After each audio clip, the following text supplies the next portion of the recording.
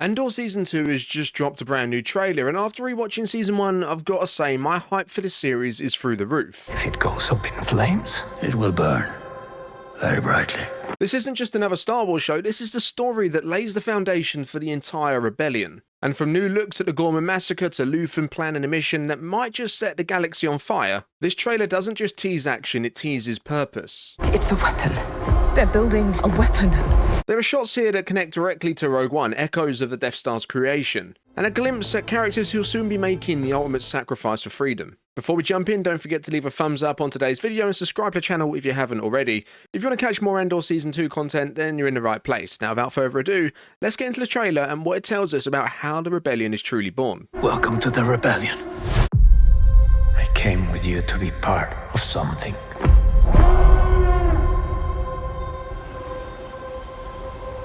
The Empire cannot win.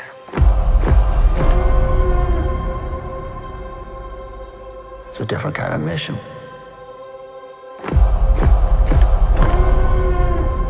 If it goes up in flames, it will burn very brightly. Now, before we dive into the details, let's just talk about how Andor Season 2 is structured, because it's doing something pretty unusual compared to other Star Wars shows. Season 1 started in 5 BBY, 5 years before A New Hope, and it took us through Cassian's journey from a petty criminal to hunted fugitive, before finally taking that first step into rebellion. All of that unfolded over the span of a single year. But Season 2, it picks up right where we left off in 4 BBY, and then leaps forward, covering 4 entire years across just 12 episodes. Each 3-episode arc represents one in-universe year, and instead of releasing weekly like we're used to, they're going to be dropping these arcs in batches. So we're essentially getting a movie, or maybe even something longer, every single week for 4 weeks straight. That's a lot of Andor, and it means the storytelling is going to be tight, dense, and laser focused. So with that in mind, let's talk about what we saw in the new trailer. Now, we open on a familiar moment, Cassian walking down a corridor, but this version is slightly extended, and the tone already feels different. The pacing here is more deliberate than the first trailer, and in music, we're back to that classic Star Wars sound. The first trailer clearly tried to bring in new faces, leaning into modern trailer tropes and more mainstream cues, but this one's speaking to the fans. It's raw, grounded, and it knows the weight of what's coming. I came with you to be part of something. Cassian's voiceover says he came with someone to be part of something, and yet he's almost certainly talking about Luthen here. That line feels like a reminder that he's no longer the man just trying to escape his past, he's now part of something much bigger.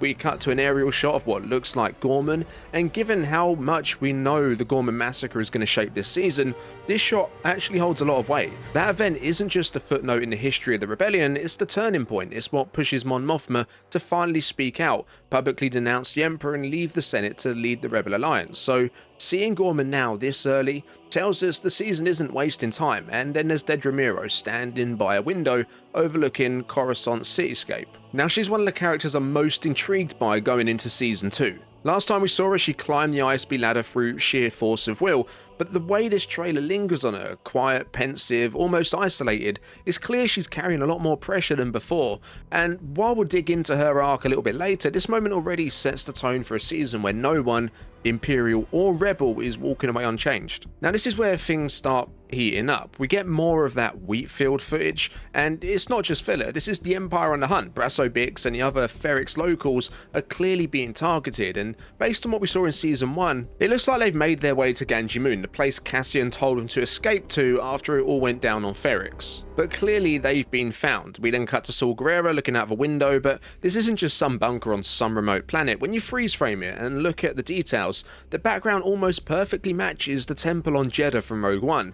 The one the Empire was mining for kyber crystals, the heart of the Death Star's weapon. If this really is Jeddah, then we're closer to Rogue One than we thought. It's not just a spiritual continuation of that film, we're almost walking right alongside it. So now the question becomes, are we going to witness the rise of full-scale war in real time? Anyways, then there's Mon Mothma standing alone in the Senate, looking completely hollowed out, and it's not hard to connect to the Gorman massacre.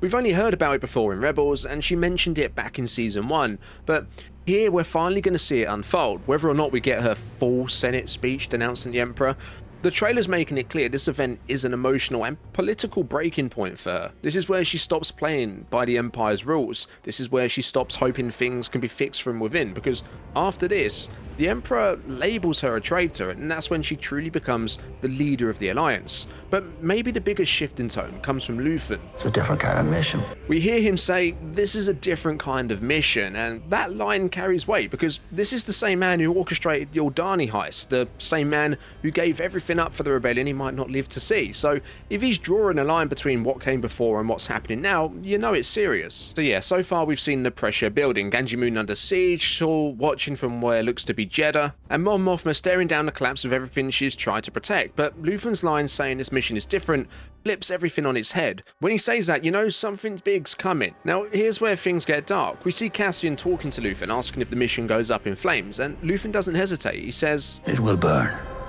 very brightly."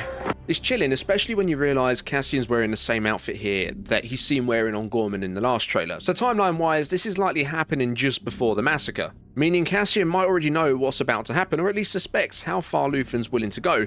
And that's where the theory kicks in. What if Luthen isn't just taking advantage of the Gorman protests?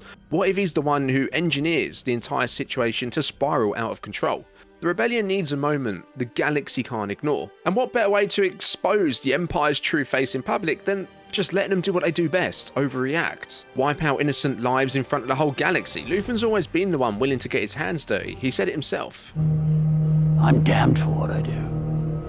And this might be the clearest line he crosses, because this time it's not a heist, it's not sabotage, it's a calculated sacrifice. Innocent people will die, but their deaths could unite a fractured rebellion. And that raises the question, how far is too far? Can you still call it a noble cause if the foundation is built on something like this? And if Cassian was part of the plan, how much of that actually weighs on him by the time we see him in Rogue One? The pieces are all there, the tension, the outfit match, the line, and if this theory is true, then Luthen's not just lighting the spark of rebellion, he's literally throwing it into a pile of fuel he just stacked himself. But if I'm giving up everything, I want to win. We have to. We must stand together. We will be crushed. Resistance is absurd. It's a weapon. They're building a weapon. Anyways, moving on, we actually get a clearer sense of where Bix fits into all of this, and for the first time, it feels like she's all in. But if I'm giving up everything, I want to win. Her line, "If I'm giving up everything I want to win," hits hard because up until now, Bix wasn't really portrayed as someone who hated the Empire. She was just trying to survive, run a business, and really just stay out of the way. Yep, she was tortured in Season 1, but beyond that, she seemed more resigned to the Empire than rebellious. But here she's crossed the line. We also get a few more shots we've seen before of the wheat field and Mon Mothma, and with every frame we're reminded that Mon's journey from politician to revolutionary isn't just about ideology, it's personal, it's painful, and it's permanent. And then comes the big swing, Director Krennic inside the ISB building delivering the line, Resistance is absurd.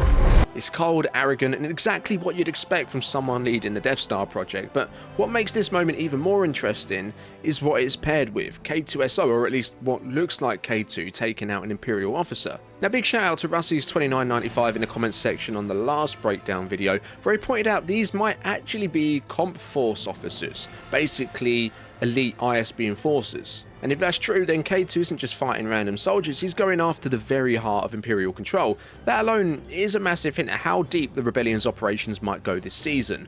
And then there's Claire. Out of nowhere, she hears something chilling. Someone's building a weapon. Now, in Rogue One, the galaxy doesn't find out about the Death Star until Galen Erso sends the pilot to Saw Gerrera. But before that, there were whispers, suspicions. The trailer gives us a glimpse of one of those early moments.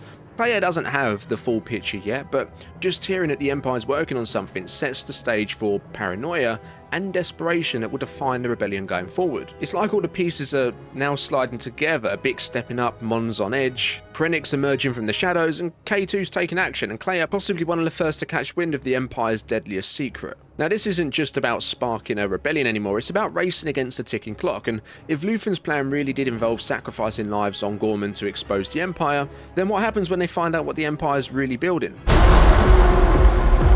The monster will come for us all! Revolution is not for the saying. You're right here, and you're ready to fight!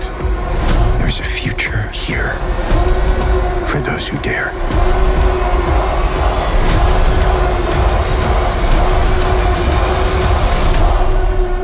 Welcome to the rebellion.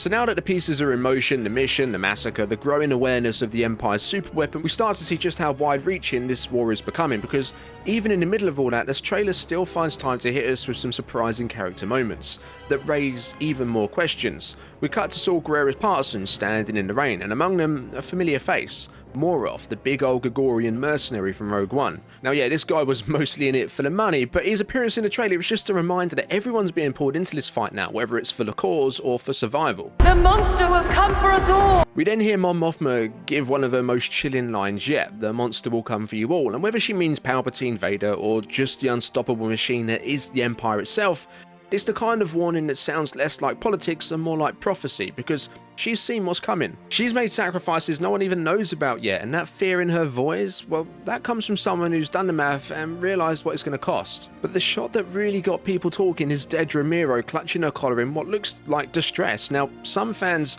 think this could be a Vader cameo, maybe a Force choke, but honestly, I'm not convinced. I think this is something far more grounded, a panic attack. Because Dedra's always been this laser-focused ISB agent climbing her way up the ranks, believing in law and order, but the pressure, the weight of keeping everything together, it might finally be breaking through. And here's the real question, if she does crack, will she double down and become even more dangerous, or will she start to question everything she's been fighting for? But the shot that hits the hardest is Mon Mothma watching her daughter's arranged marriage unfold. This is what she traded for the rebellion, not money, not power, her own daughter's future. And even though Leader was on board with it, embracing those traditional Chandrilan customs, Mon knows deep down what she's done, that she gave up a piece of her family for a war that might never thank her for it. Then we hear Cyril Khan say, There's a future here for those who dare. and that's the line that feels like it could go either way. Sure, he's probably angling for a spot in the ISB after helping Dedra in Season 1, but Gilroy's already confirmed that Season 2 is going to see Cyril Khan's belief system tested, so maybe that spot he's angling for isn't actually with the Empire. Maybe it's against it. There's even more blink and you'll miss it stuff, Cyril in a room with Imperial droids, which raises all kinds of questions, and then there's Cleia crying, visibly shaken. In the last trailer, we saw her and Cassian at what looks to be the site of the Gorman protests, both of them carrying briefcases. We've speculated about this before, but it really seems like they're there the day before the massacre, maybe even the ones who plant the explosives themselves. There's even a shot of Cleia pressing a button, and that could be what sets it all off. Peaceful protesters wiped out because the Empire thinks they were attacked. And if that's true, if Cleia's the one that really set it off, then her breakdown could be one of guilt. Maybe she's realising that winning this war means losing herself. We get one final wave of intensity, a battle in a jungle, Cassian being carried away, clearly injured. The trailer then closes on him sitting inside a tie, saying the words, Welcome to the rebellion. but who's he saying it to? Could it be Bix? Could it be Brasso? But more likely, this is a few years later. Maybe he's welcoming Melshi, maybe Kino if he somehow survived. Or, and this is where it gets really interesting, maybe he's saying it to someone who's turned. Cyril, Dedra, someone who finally saw the truth and chose to fight back. Either way, this trailer ends exactly how it should, with the promise that the rebellion is coming and no one's walking away clean. So yeah, I've got to say I really enjoyed this trailer. Compared to the first one, this feels a lot more serious, and honestly, that tone fits perfectly with where this story's headed. We're dealing with major turning points in the Star Wars timeline here, events that reshape the galaxy and feed directly into Rogue One and the original trilogy, and the trailer doesn't shy away from that, it leans into the weight of what's coming.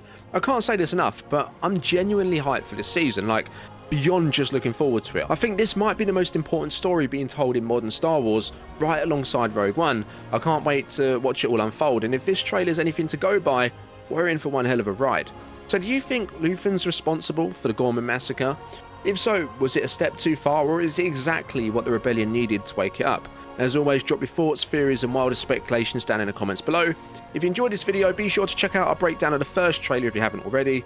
Don't forget to leave a thumbs up and make sure to subscribe so you don't miss any of our upcoming ones. Thanks for watching, I'll see you in the next one, and may the Force be with you.